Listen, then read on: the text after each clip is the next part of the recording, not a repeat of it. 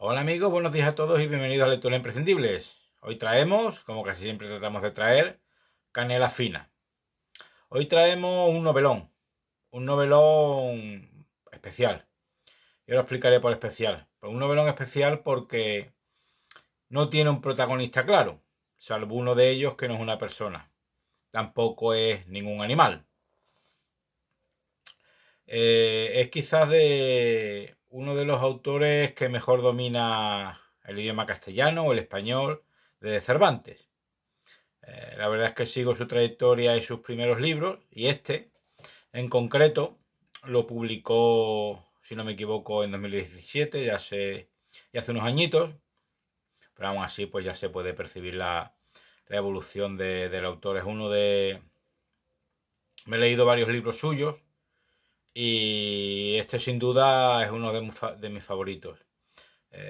No puedes parar de leer, sus 400 y pico páginas se te hacen cortas, por lo menos a mí se me ha hecho corta, aunque no soy del todo objetivo, ahora explicaremos por qué.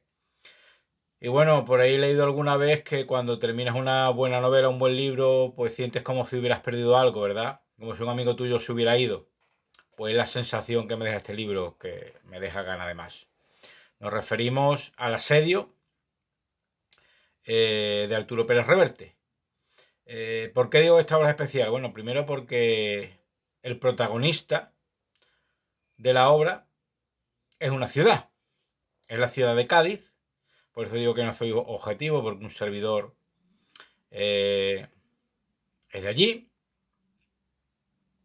y es de la ciudad de Cádiz, trata la novela sobre una de las épocas más convulsas que tuvo la ciudad, que fue pues el asedio del ejército imperial napoleónico, en aquellos tiempos el más poderoso de Europa y del mundo, frente a la ciudad, ¿verdad?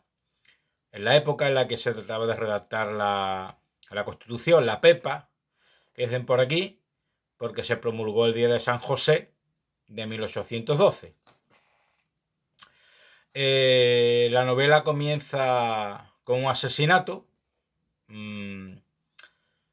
con un comisario, Rogelio Tizón, husmeando, y con una extraña sincronía que se va desarrollando a lo largo de la novela entre los bombardeos del ejército francés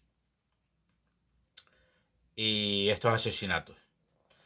Hay una canción por aquí, por Cádiz, que dice algo así, perdonad mi cantar: con las bombas que tiran los fanfarrones se hacen las gaditanas tirabuzones. Y ahora entendí, después de leer la novela, el significado de esa canción. Al final los franceses, cuando bombardeaban la ciudad, debido a las particularidades geográficas de Cádiz y las murallas que tienen entonces, pues un asalto por tierra era prácticamente un suicidio, porque Cádiz estaba protegida no solo por arrecifes, sino, como digo, por construcciones, eh, por torres, por atalayas, etcétera, que la defendían. Entonces los franceses, desde unos puestos avanzados por la zona de Chiclana, San Fernando, Puerto Real, La Cabezuela, pues lanzaban bombas en algunos casos de centenares de kilos y varias toneladas. Las bombas de la época, muchas de ellas no estallaban, y las que estallaban, como contenían plomo dentro, pues los plomos dejaban como una especie de palos de metal en espiral, con la que las gaditanas se hacían los tirabuzones. De ahí la canción. Y pues la gente de Cádiz, en principio, las bombas no conseguían llegar debido a la distancia al fondo de la ciudad, sino que se quedaban por la periferia. Y los gaditanos, pues con su tradicional chanza, pues se cachondeaban de los franceses con esta y otras canciones, porque el bombardeo era prácticamente inútil. Es verdad que causaban algunos muertos, algunos heridos, alguna destrucción, pero era insignificante para rendir la ciudad. Y las cortes de Cádiz, constituyentes y liberales, bueno, de Cádiz de España, se habían venido a Cádiz, que era, digamos, una de los pocos territorios libres que quedaban ante el avance francés. Y aquí se desarrolla la novela en varios frentes. Por un lado tenemos las pesquisas de este policía. Es verdad que a mí la novela policíaca no me gusta mucho, pero es una subtrama dentro de la trama principal, en el que la ciudad de Cádiz, escrita de manera magistral por Pérez Reverte, pues tiene varios focos de atención. Por otro lado tenemos a la armadora y comerciante Lolita Palma, que conoce a un capitán, el capitán Pepe Lobo, lo hace su corsario, algo que yo ignoraba, pero que está documentado, que es que España también contaba con corsarios, tenían patente de corso, por lo que podían capturar barcos enemigos, ¿verdad? Y hay otra serie de subtramas que terminan relacionando el estallido de las bombas, las pocas bombas que estallan, con los asesinatos, de tal suerte que donde cae una bomba que estalla, pues hay un asesinato. Y poco a poco, bueno, tampoco quiero andar mucho en la trama para no estropeárosla. Como digo, es una trama, es una subtrama dentro de lo que es la novela. La ciudad de Cádiz se muestra como un tablero de ajedrez, en el que en otra subtrama el capitán de los artilleros franceses cada vez trata de llegar más lejos para hacer rendir la ciudad. Y los personajes, los diferentes personajes, que son secundarios por llamarlo de alguna manera, que como en toda obra de Pérez Reverte son personajes grises, el que es un comisario, el comisario Rogelio Tizón es un verdadero cabronazo, se salta a la torera las leyes antitortura que acababan de ser emitidas por las Cortes. La comerciante Lolita Palma, pues que se muestra en principio como una persona recta de orden, pues también tiene su lado oscuro. Por supuesto el capitán Corsario, uno de los personajes que más simpático me caen, y otra serie de personajes que se van cruzando, entremezclando. Y la verdad es que, como toda buena novela detectivesca, El asedio no es una novela detectivesca, yo la catalogaría como ficción histórica, pero tiene ese tinte que a los que os guste este tema policíaco os va a enamorar. Y al final, aunque cierto es que no soy muy ducho en este tipo de literatura policíaca, no fui capaz de adivinar quién fue el asesino. Se nos presenta prácticamente delante de las narices. El autor enseña la patita con otro personaje que tú crees que es, pero al final no es, como suele pasar. Y la verdad es que el autor me la dio con queso, porque no fui capaz de adivinar quién fue el asesino, que como digo es una subtrama. Al final la trama de la novela es Cádiz como un tablero de ajedrez, en el que tanto el asesino por un lado como el policía por otro juegan para ver si el otro es capaz de seguir matando y el comisario es capaz de frenar los asesinatos, especialmente crueles, no voy a entrar en detalles. Y también pues el bombardeo francés, y que trata de hacer que capitule la milenaria Cádiz. Al final también se explica algo que a veces no caemos en la cuenta, sobre todo ni siquiera los que vivimos aquí, cuáles fueron las verdaderas causas del declive de Cádiz, que dura hasta nuestros días y por desgracia durará por siempre. Al final, en esta época de guerra napoleónica, España estaba débil y las provincias de ultramar que tenía España en Hispanoamérica pues empezaban a sublevarse.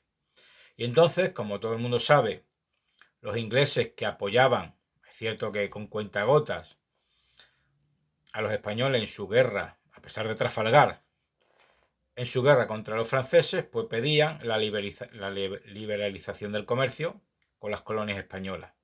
Y este fue básicamente el principio del fin del esplendor de Cádiz. Cádiz anteriormente tenía prácticamente el monopolio del comercio con estas colonias, pero a raíz de la guerra, de la presión inglesa y de la situación, el comercio se tuvo que liberalizar y Cádiz pasó de ser la perla de Occidente, pues con perdón para mis paisanos, prácticamente el culo del mundo, o por lo menos de Europa, a nivel económico y comercial. Cosas que no me gustan tanto de la novela, como digo, pues al final la novela policíaca no es algo que a mí me llame especialmente la atención, que como digo, esta no es una novela policíaca con una ficción histórica. Pasa que la cuestión policial pues, puede abarcar el 30% de la novela. No me terminó de convencer mucho cómo resuelve el autor un duelo que hay entre dos de los personajes secundarios, ¿verdad? Quizás yo lo hubiera resuelto de otra manera. Tiro por la calle de en medio, obviamente es su novela, pero se falta algo más de, no sé, de sangre o de cuerda, dada la circunstancia. Y al final, pues también me pareció un poco, bueno, me pareció apoteósico, pero como digo, uno de los personajes que más simpático me cayó, pues no me gusta cómo terminó. Pero bueno, eh, es un final totalmente plausible. No es un final feliz para ese personaje, sino un final feliz para otros. Y como te digo, os digo, te da la sensación de que pues podía seguir leyendo esta trama con subtramas prácticamente por el resto de mis días. Excepcionalmente bien escrita, como todos sabemos que destila el autor.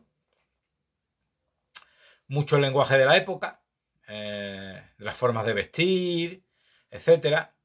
El que no conozca a Cádiz, que no se preocupe porque se la va a describir de manera excelente.